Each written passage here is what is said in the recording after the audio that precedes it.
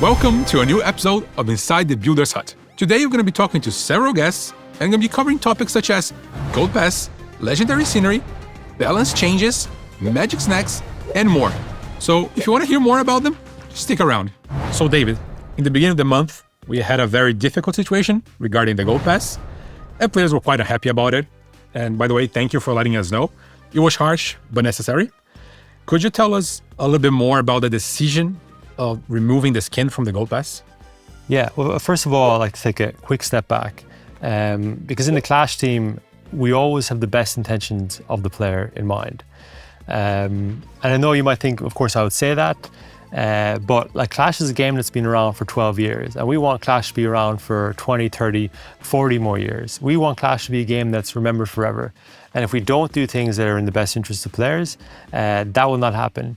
Our player base will shrink and will be a game that's remembered for a couple of decades at most. For us, their player base and growing our player base is the most important thing. And it's more important than monetization. Monetization is important because it allows us to do cooler things in the game for players and incentivizes them to come back next year, next month, next week. And it also allows us to kind of make more players in the world know about Clash. And so it's all with this kind of idea in mind of growing the player base. And so being a game eventually that players will remember forever. But to your question specifically, why we removed the skin from the Gold Pass, ultimately we had reason to believe that people do not buy the Gold Pass because of the skin. And we needed to find out the answer to that question. And the reason that that's important and is in the interest of the players is because if people are buying the skin, they're buying the Gold Pass because of the skin, then that's really useful for us to know because then that means that the people that are interested in skins in the game is much bigger than we thought. And so when we were prioritizing all the cool things we can do in the game, maybe we prioritize skins a bit higher than other things. And on the other hand, if people are not buying the Gold Pass because of the skin, that's also really important for us to know because that's not good for players that do like skins because that kind of devalues skins for those group of players. Because a lot of those players, when they think of skins, they get the value from exclusivity. And if we're giving out these skins to players that don't really care about them, then that's not good for those players and the value that they get from this thing that they care about. And I think it's super important to have that extra context because one of the things we missed the mark with this whole decision, I think, was that we didn't communicate properly with our players and talk about this. So I think they're all caught by surprise by this decision. And I think maybe if we were like more open and transparent from the beginning, things could have been different. So I think it's a great learning for us. And it's something that, of course, we're going to apply in the future decisions.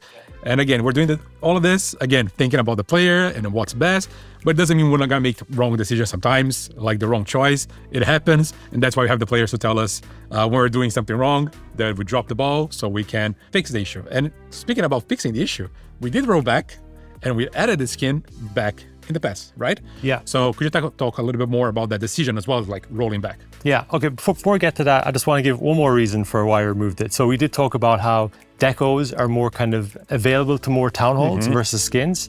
And so that is also an important part of it because if you're a Town Hall 7 or 8 and we put like a Royal Champion skin in there, you have to wait a lot of Town Halls until you get it. And I know you could argue that why don't we just have like a skin currency system? And we did think about that, but that's really complex.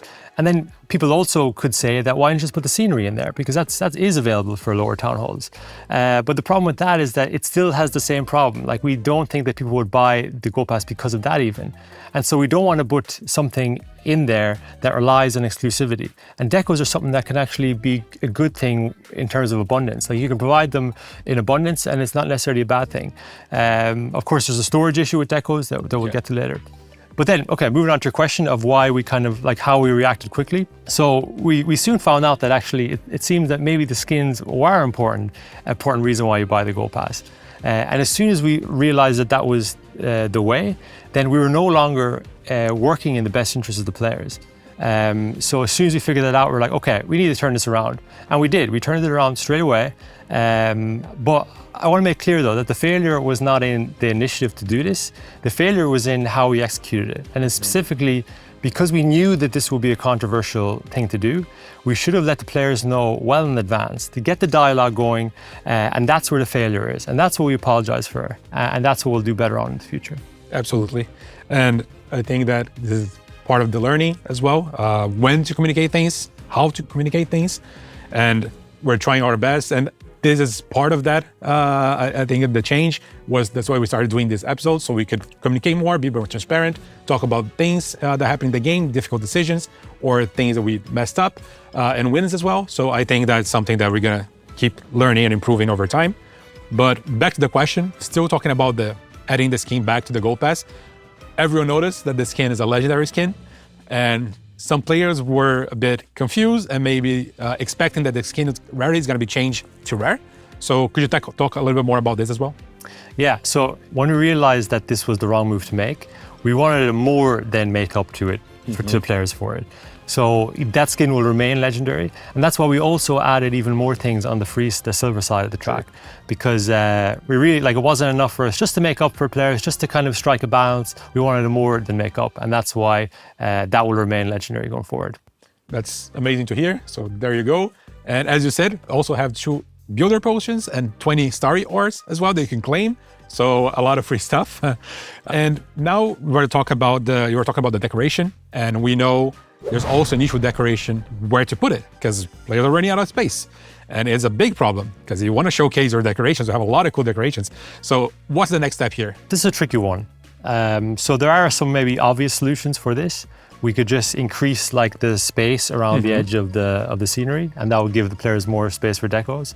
But that's a short-term solution, because eventually we'll run into the space problem again. Yeah, how far can you go? Yeah. The next solution that there potentially is this completely separate area. So you have your builder base, clan capital, home village, and then we talked about this sort of sanctuary idea, like the safe place that can't get attacked, but you can store and customize your decos there. And that's a decent idea. But the problem with that is that I think players are really interested in decorating their home village, something that they're kind of more emotionally connected to, and maybe the sanctuary wouldn't fit that bill. So the solution isn't super obvious. I guess if we really think about what the problem is, it's not necessarily that players don't have space in the home village to place their decos, it's that they don't have anywhere to place their decos. They don't even have a place in their inventory management to have decos in a nice order. So maybe that's a solution, and maybe that's something that we'll think about going forward. That's good to hear. Yeah, again, we don't have yet a solution, but we're definitely thinking about it because we recognize this is an issue for players right now. I have one more question before we move forward to the next topic. Can we expect any more controversial changes related to the Gold Pass in the future? So, ultimately, if we think that there's something, again, in the interest of players that might be controversial that relates to the Gold Pass, but having said that, there is nothing else planned like that. In fact, anything else we have planned for the Gold Pass is more on the positive side. At the moment, the Gold Pass is like a one-pass-fits-all sort of setup, and we have some changes in mind where we want to, personalize it a bit more, depending on what town hall you're in, depending on how you engage in the game. So this should be a clear positive for the players in terms of the Gold Pass. All right, that's great news. So there you go. Okay, so we just released our most majestic cosmetic ever, the legendary scenery, and the team done an amazing job with the scenery. But we all know it's more on the premium side when it comes to its price. And I would like you to tell us a little bit more why. What was the decision behind this price? Yeah, so at $32.99 US, not including tax, it's really expensive. There's no other way to put it. And you might be asking, I thought we were talking about doing things in the best interest of players. How is this in the best interest of players? But there is some good intention here. In Clash, we're trying to become more cosmetic focused when it comes to monetization. And the reason we want to do that is because we want to have monetization that is as fair as possible. And fair monetization essentially is monetization that does not alienate the free-to-play player. And cosmetics in that context is really good. So if we think about the different ways we can monetize, it's just pay to win, and that's something we don't want to do, and I hope the players don't think we do that. There's pay to progress quicker, and that's kind of what we do mostly in Clash. And it's pretty player friendly because when we release new content, everyone gets it. But if you pay, you kind of get early access to it. And in Clash, I think we do a pretty good job of making that fair. But the fairest way to monetize is via cosmetics because they don't alienate the player at all. They have no impact on gameplay, and it's a super fair way to monetize. And when we think about like the revenue we make in the game and the split between pay to progress and cosmetics, we want to increase the share that comes from cosmetics because we believe that this is the most player-friendly way in the long term to monetize and kind of sets us up nicely to be this game that's around for 30, 40 years and remembered forever. And said all that, how often do we plan to release this new tier of sceneries? At the moment, we're thinking like 3 to 4 times max a year. Like it's really exclusive, and we want the release cadence to reflect that. Because if you're a player and you buy one of these, you may not want to like switch it straight away next month. You might want to hold on to it and like really kind of take it all in. So that's why it's important that it kind of happens at this 3 or 4 times a year cadence. And the months that we don't do the legendary scenery, we'll have the regular scenery selling as usual. So this isn't necessarily like replacing the regular scenery with this really high price legendary scenery. The regular scenery will still be there and will be there in the months that we don't sell the legendary scenery. Okay, that's great to hear because there were some questions about like, okay, so we're having legendary scenery, not having the regular scenery anymore. So we're still gonna have both. It's just, okay, that's good to know. Can we expect something similar for skins, like even like top tier above legendary for skins? Yeah, maybe. Like we've talked about potentially this sort of mythic tier skin idea, but we'll see how it goes. Like I think we do have other plans in store for cosmetics, and that might come before that. But if we have the time, we would definitely like to look into a higher tier for skins as well. Myself as a cosmetic collector, I love cosmetic in every game I play. So I'm really happy to see that we're going that direction as well, exploring more cosmetics in the game, because I think that's super appealing and something you can show everyone. So super excited to hear these things. Do we have any other plans you can share regarding cosmetics for Clash of Clans? Yeah, I kind of alluded to at the start that we want to do cosmetics that are definitely cheaper if we sell them, or cosmetics we give out to the free-to-play player via engagement. And so the one thing we're thinking a lot about now is emotes. And not necessarily just emotes in the chat, but emotes like as an attacker, as a defender, you can use emotes in different situations. And this is something that we're kind of really considering. That might be this next step for cosmetics. The benefit of emotes is that you can kind of provide them in abundance. They really are good on the social side. It's like an outlet through which players can, express themselves and communicate with others. So we're really excited about this one. So it's still, we're still talking about it, we're still planning about it, but this could be potentially the next step for cosmetics. Okay, so we had an update just now, and now we have a new type of event in the game, the treasure hunt. And with it, we have a new type of reward, which are the chests. And players are already talking about, because they contain random rewards, and what does that mean? So can you talk to us a little bit more about this new event and this new type of reward? Randomization is super fun. That's what we think. And players are going to have a lot of fun playing with it. Like Clash, for 12 years, essentially has been a game that's been deterministic in terms of reward structure. Like you get what you think you're going to get. And that's, for a strategy-based game, that's good. And there's a lot of benefits to that. It's fair, it's transparent, but there are also some downsides to it. It becomes stale, becomes predictable, becomes boring, arguably.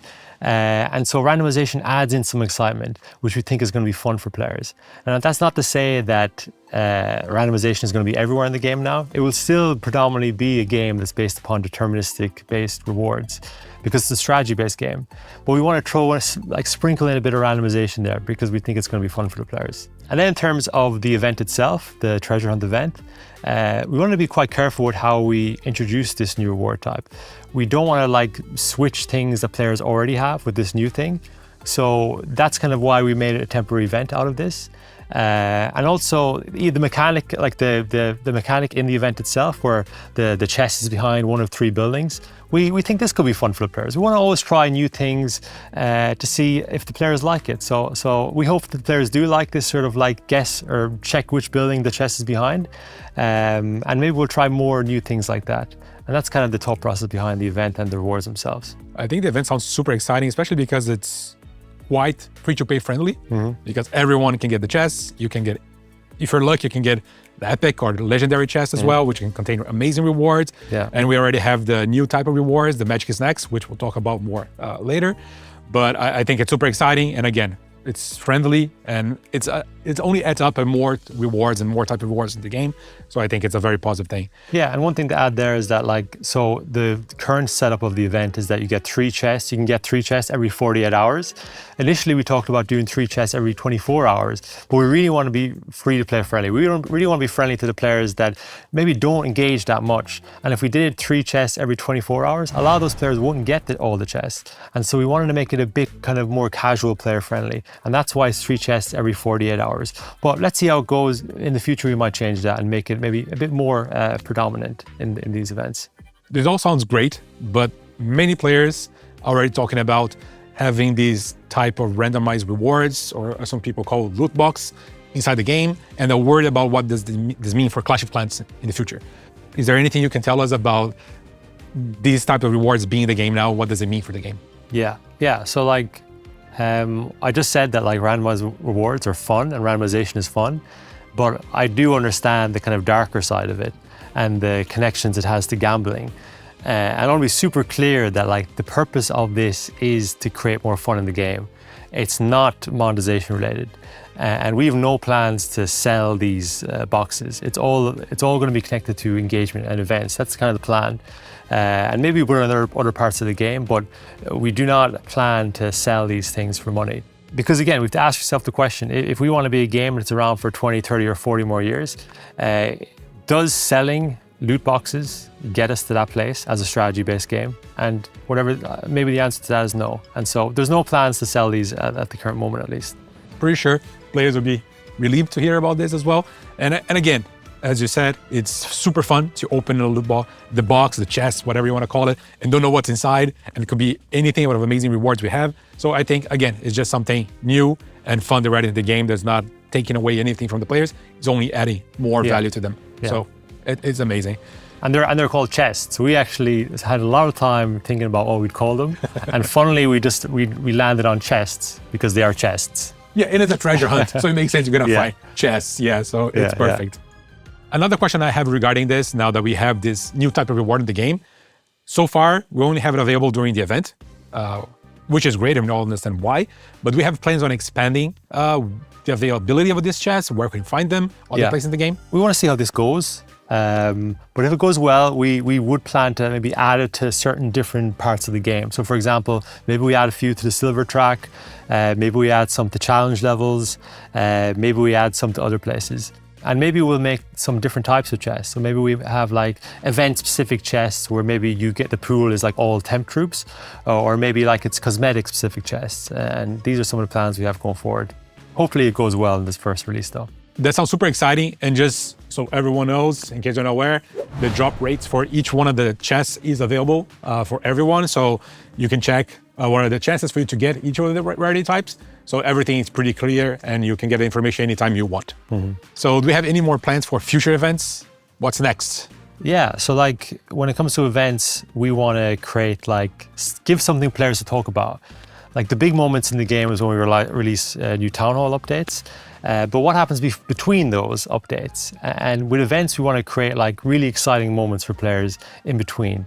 We want to create moments that are more social, that are really fun and varied and novel. And we do have some plans. So hopefully by the end of this year, we have something pretty special and unique that could be coming. And then next year, our main focus will be on creating this new social event type. So the last time Home Village has had a new social event is with clan games, and maybe next year something else comes. Sounds like something big. Maybe something big. Yeah, okay, exciting. So, all right. Thank you very much, David. It was really nice. So now let's get to the other topics. It's great to have that extra context of why we decide to include hero equipment this time, but is that a reason as well of why we decide to also nerf and not just buff them, the ones that are weaker?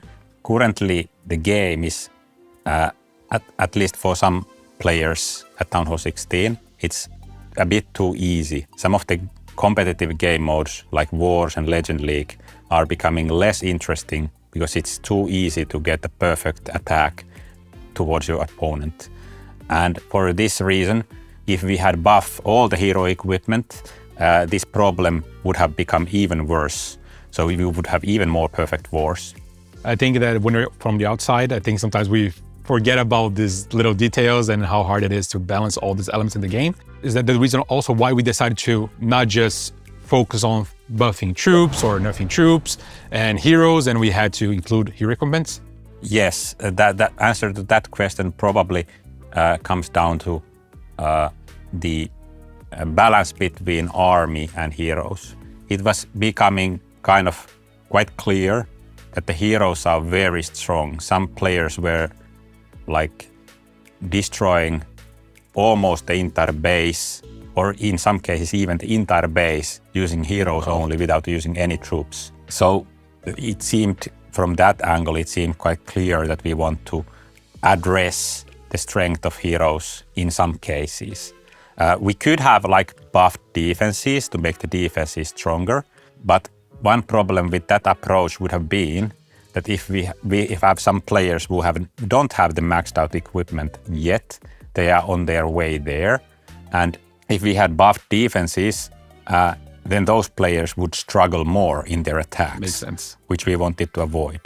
And we could have also like buffed troops, but then the game wouldn't have become like, the game would have become even easier than it currently is, and that would not be great for the balance of the game, as it was even in the current situation, it was slightly too easy in Town Hall 16. That's great to hear, and I think that will help with everyone that's wondering why we decided to do this. And even though there are a lot of players who already understand, I think that nerfs are needed, but sometimes I think we have this idea that only buffing is enough, but that's not true, clearly. We do need the nerfs as well. And now that we've done this for the first time, is this something we can expect in the future? Are you going to keep buffing and nerfing equipments? We are not going to do that regularly, but we are going to introduce new equipment, and the game is also going to change when we introduce some other new things which might impact how good equipment are. And whenever we do new equipment, we try as hard as possible to make it balanced.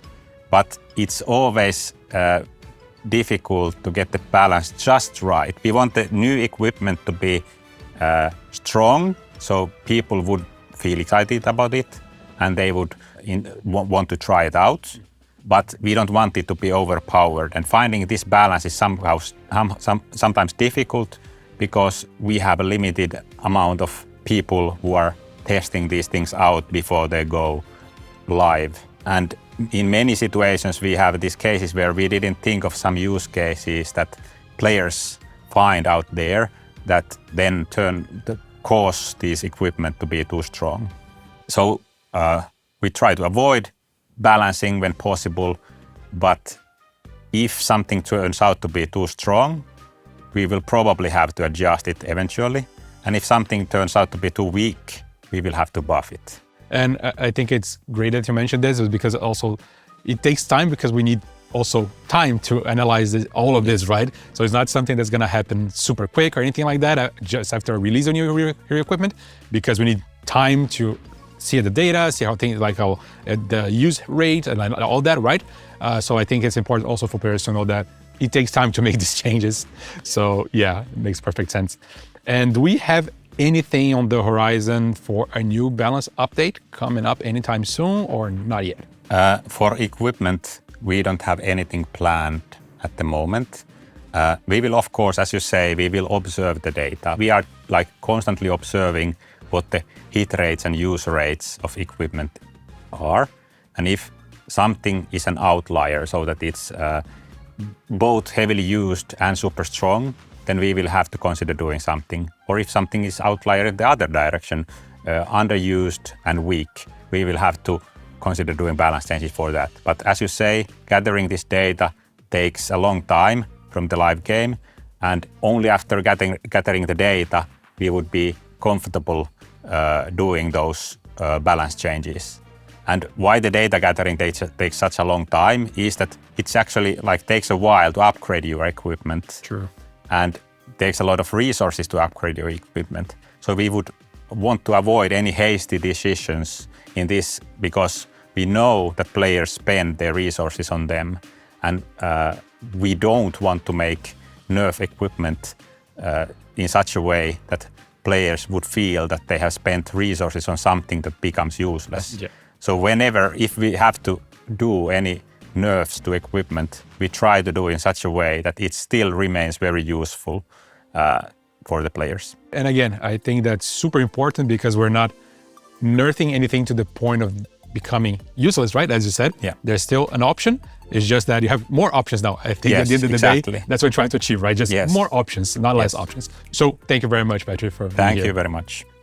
All right, Rafael, right off the bat, I want to know, why did we decide to add magic snacks to the game? I mean, they're tasty, super fun to use, but why?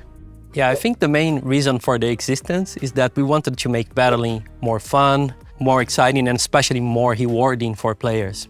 So it's always more fun to go to the battle if your siege machines are full, but it can be hard for players to request clan castle reinforcement donations every time, and some players don't even know that they can reinforce their troops using raid medals. True. So we introduced the clan castle cake.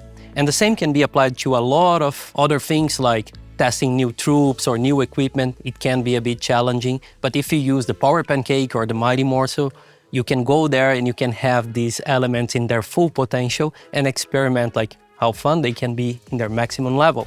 These magic snacks offer us an opportunity to explore wild effects and giving players this moment of feeling very OP, but keeping the big picture in a fair state. I would like to know, because I have my own, but what's your favorite magic snack so far? Well, I have two of them.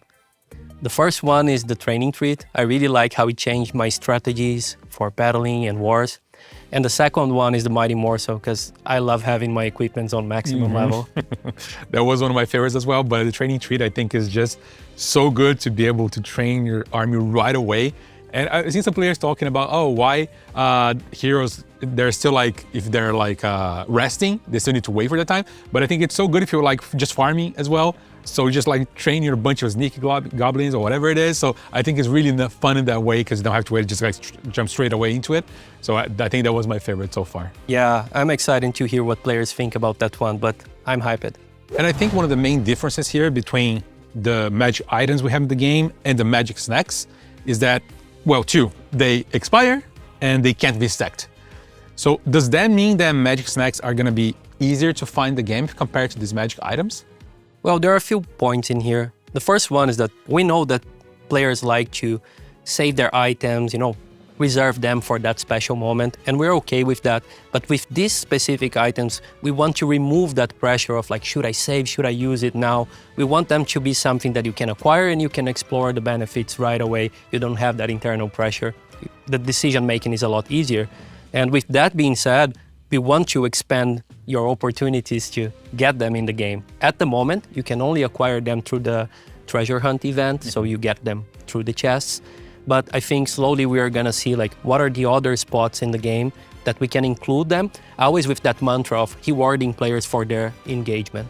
And based on what I've seen so far, I think it'd be really cool to find these magic snacks in other places in the game. Because again, as I said, it's really cool to be able to use them right away because again, you don't have the pressure, right? So I think it's really good. Okay, let's just see how it's gonna work. Let's just like test this out. So I think that's really cool. Yeah, and we wanna hear from the community. If you have ideas about what are the cool places that we can include these items, let us know. We're always hearing. And since we're talking about ideas and I guess future plans, what does the future look like for magic snacks? First of all, we hope that our players love the magic snacks as much as we do, and we would love to keep cooking new recipes for them.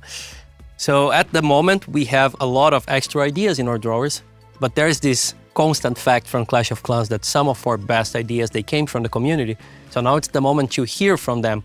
How do they feel about the current set of magic snacks, and what are the new effects that they would like to see in the game? We are all ears. Again, that's great to hear, and please share your feedback about all of that and more if you have, sure. And as you said before, since they're temporary, they don't stack, we can be a little bit crazier when it comes to the ideas, right, around magic snacks. So please, whatever you have in mind, let us know, no matter how crazy it might sound. We'd love to hear it. So thank you very much, Rafael. Thank you for being here and sharing this insight into the world of magic snacks. Super interesting to know how we all came up with this and what was the reasoning behind. So thank you very much. Yeah, thanks. Thank you for watching today's episode. Please leave your feedback down below or in our social channels, what you think about the episode, the topics we covered, and let us know what you want to see in the next one. And as always, we'll see you next time.